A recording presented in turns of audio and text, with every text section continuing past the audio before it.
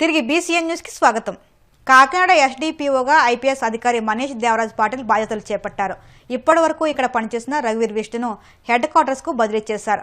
Manish Devaraj Patil 2022 IPS batch కు చెందినవారు.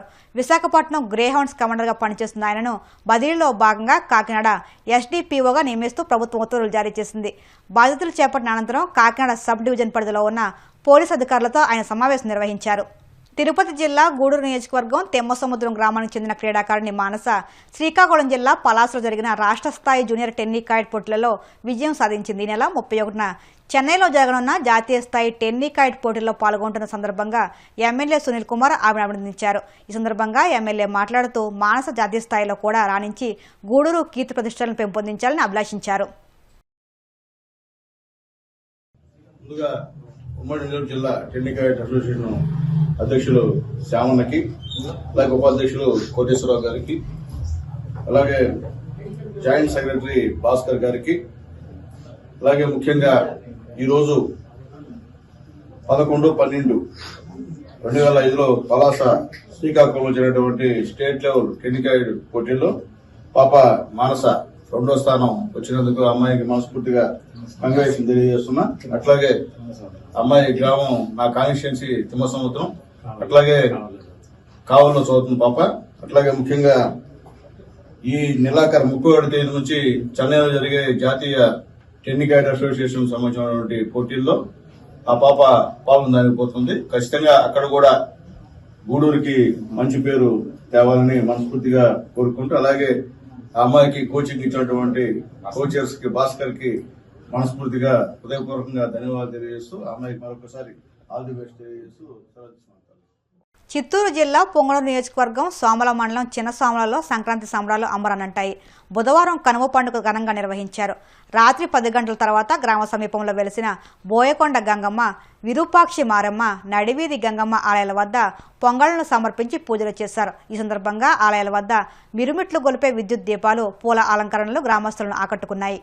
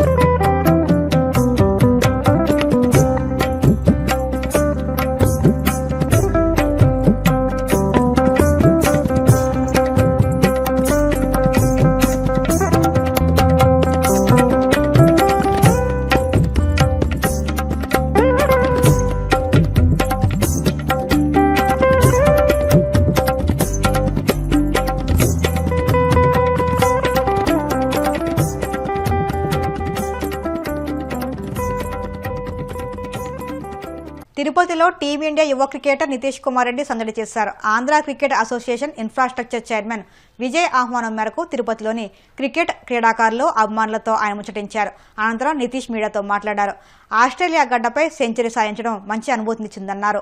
రానున్న టీ20 సిరీస్ కోసం అదే ఉత్సాహంతో సిద్ధమవుతున్నామని తెలిపారు.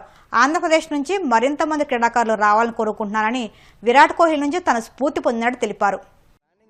అంటే నాకు ఫస్ట్ ఇండియా ఏకి వెళ్ళాను. అక్కడి నుంచి నాకు అక్కడ ఇండియా కాలప్ వచ్చింది.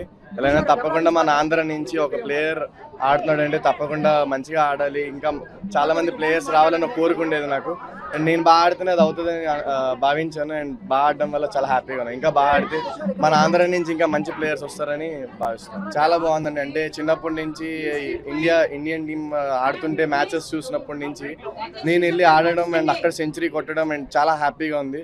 And whole Andhra and Indian proud చేసినందుకు చాలా హ్యాపీగా ఉంది. T20 అవునండి, తప్పకుండా లైక్ చాలా షార్ట్ టైం ఉంది, బట్ నా ఫుల్ ప్రిపరేషన్స్ ఇస్తున్నా.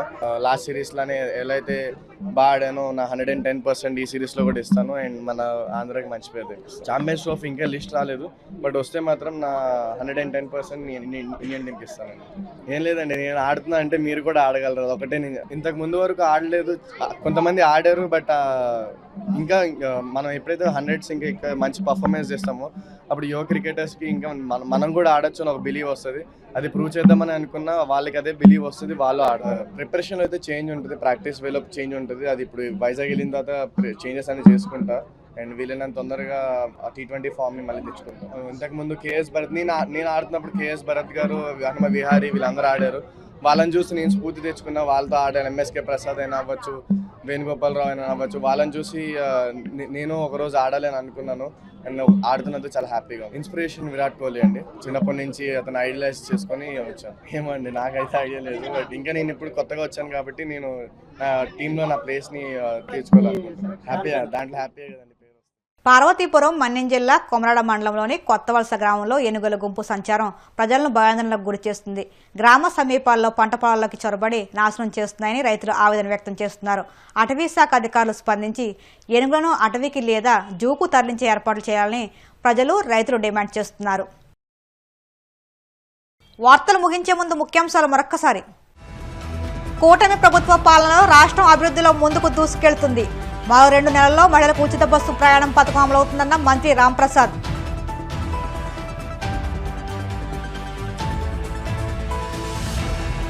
నెల్లూరు నవాబ్పేటలో వైభవంగా శ్రీ బ్రహ్మరాంబిక సమేత మల్లేశ్వర స్వామి తెప్పోత్సవం. తండోపతండాలుగా తరలివచ్చిన భక్తులు.